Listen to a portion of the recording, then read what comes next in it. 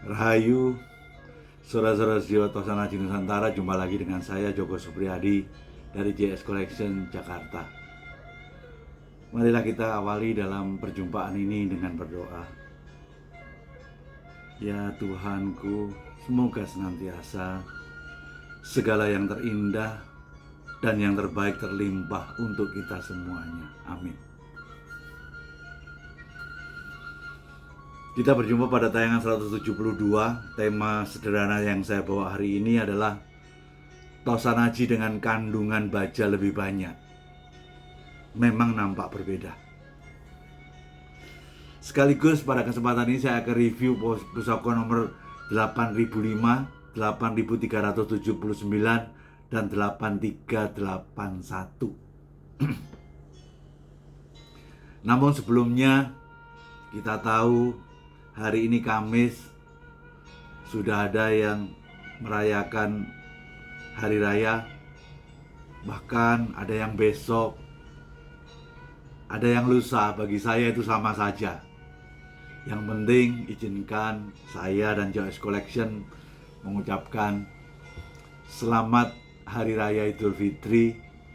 Mohon maaf lahir batin. Itulah indahnya keberbedaan. Yang penting dasarnya toleransi.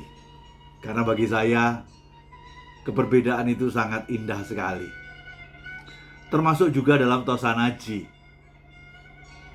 Bagaimana sebuah Tosanaji yang dulunya tersinengger, ditambah budaya masyarakat kita dalam mencatat masa lalu itu kecil, ditambah lagi dengan sumber yang ada dituliskan sekarang ini, sudah ditulis sebelumnya. Termasuk tembang-tembang Jawa yang banyak dibuat di era Sultan Agung, di era Mataram. Bagi saya itu semua adalah sesuatu hal yang membuat kita harus arif menyikapi perbedaan. Karena bayangkan surat Centini yang dianggap sebagai semacam suatu dasar.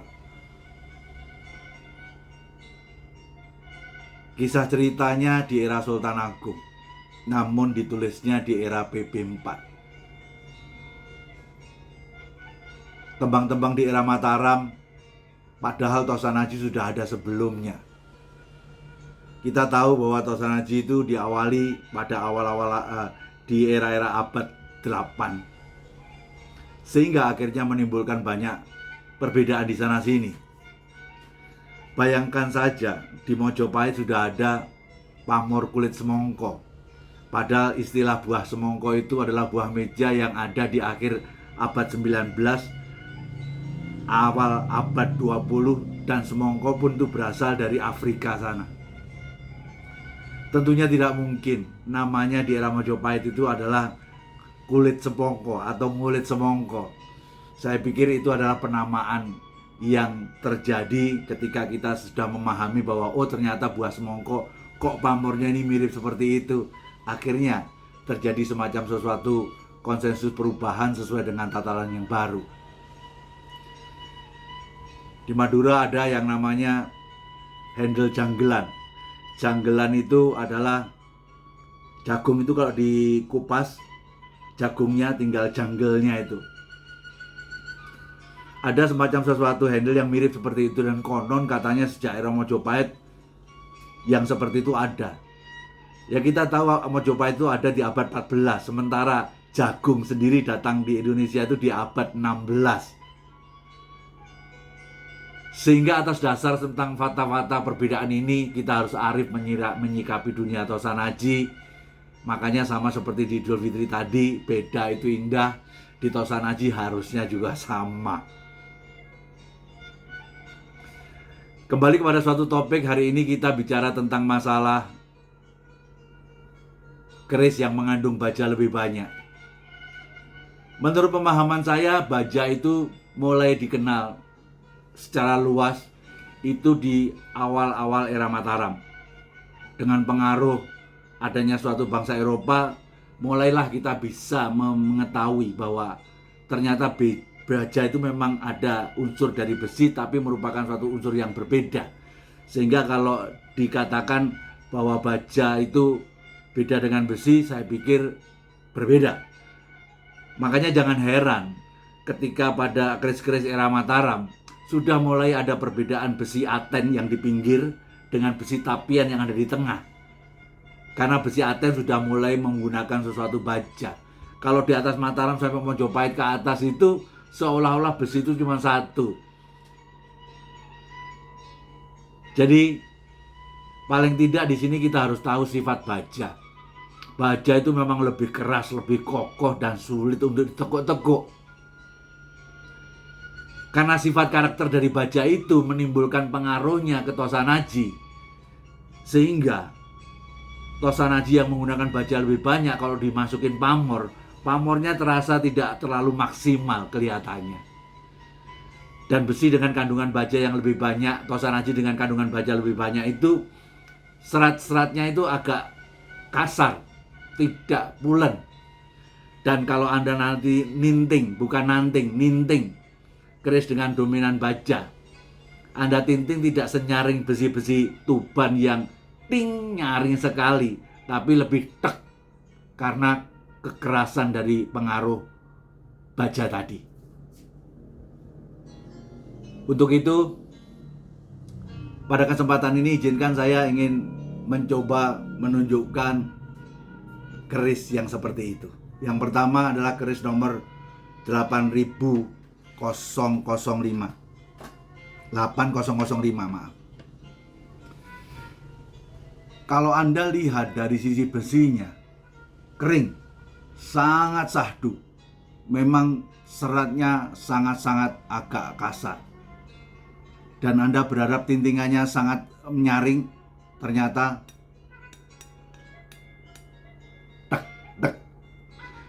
tapi kalau dilihat dari pusaka ini sangat luar biasa.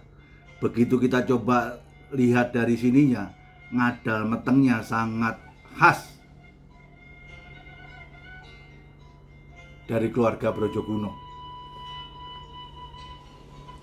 Kalau dilihat dari panjangnya, ini dapur Tilam Sari panjang 35. Kita tahu Brojokuno 1 membuat sesuatu hiasan kerisnya lebih panjang dari keris-keris Mataram. Brojokuno 2 yang membuat ekstrim di bawah Mataram.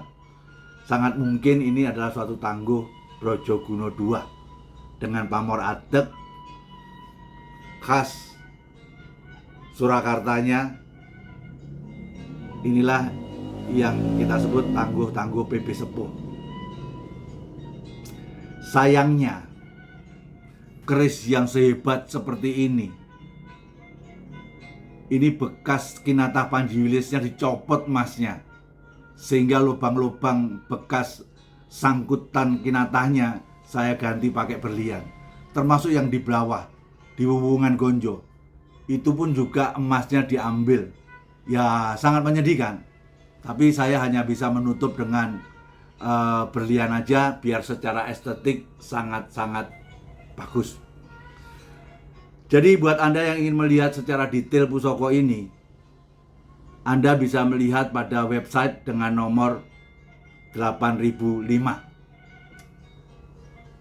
Sedikit gambaran daripada pusaka ini adalah kita sama-sama tahu bahwa Brojokuno 2 itu berteman dengan PB5 sewaktu beliau masih menjadi Pangeran Pati.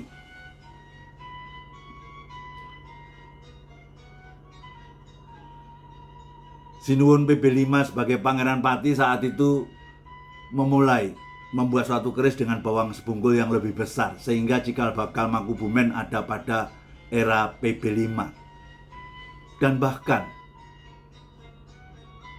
berkreasi bersama Brojokuno 2 untuk membuat keris dari cuwilan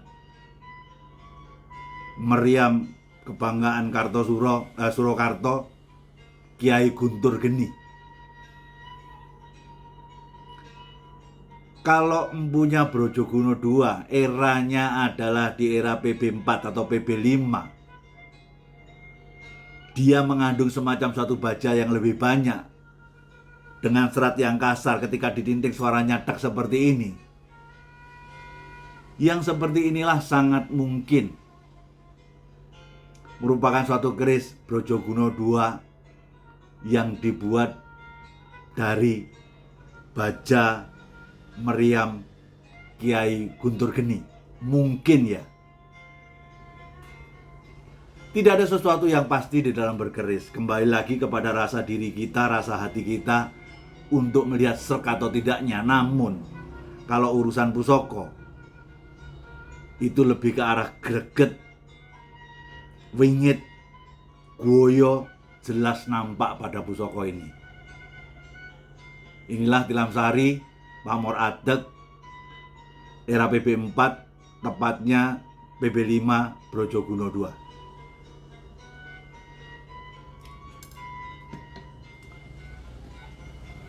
Akhirnya kita coba review kepada keris yang kedua, yaitu keris 8379.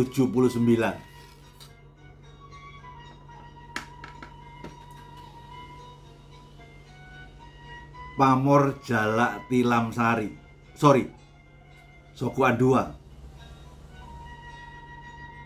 Jalak Sangu Tumpeng. Kinatah original. Panji Wilis. Panjangnya adalah 34,7.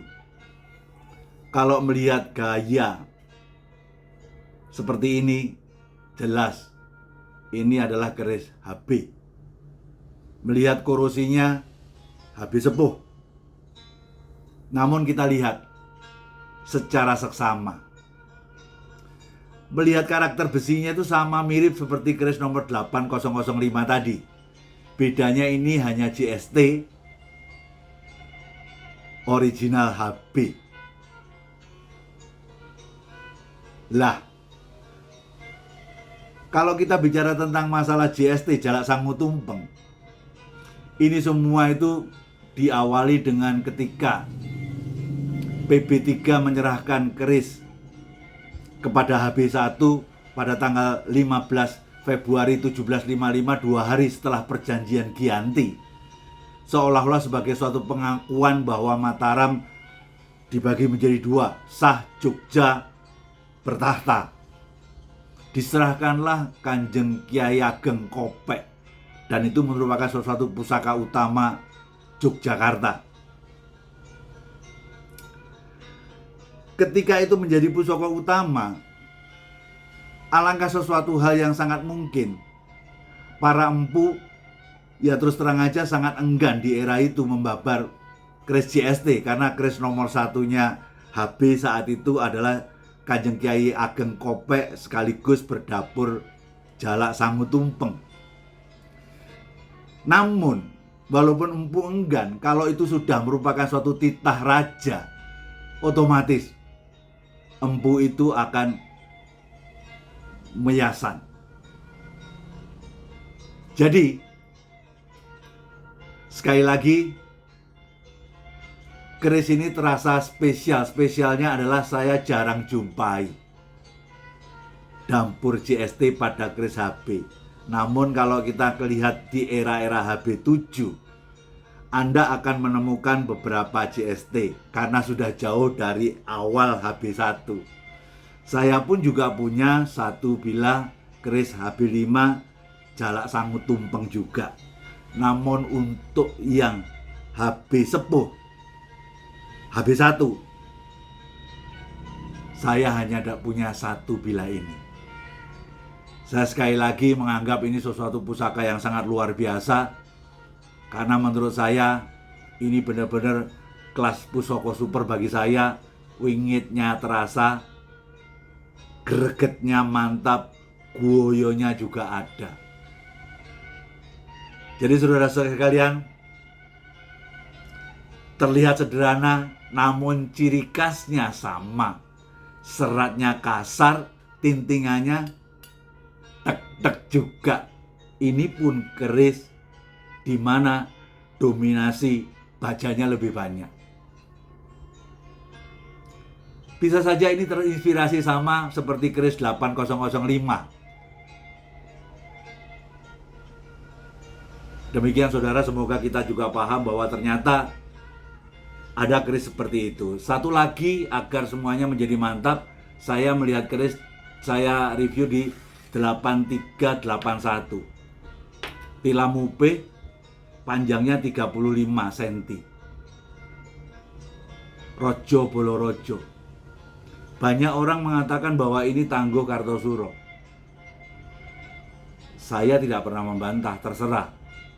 Kalau saya melihat sorsorannya ini 1,3 cm, terasa ngadal metengnya sangat kuat, menjadi sangat mungkin ini juga Yasan Brojoguno II.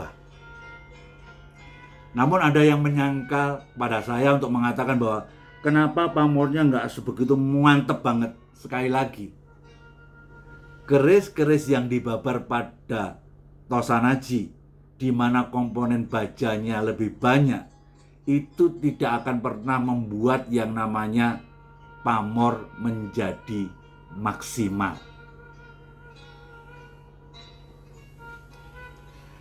Jadi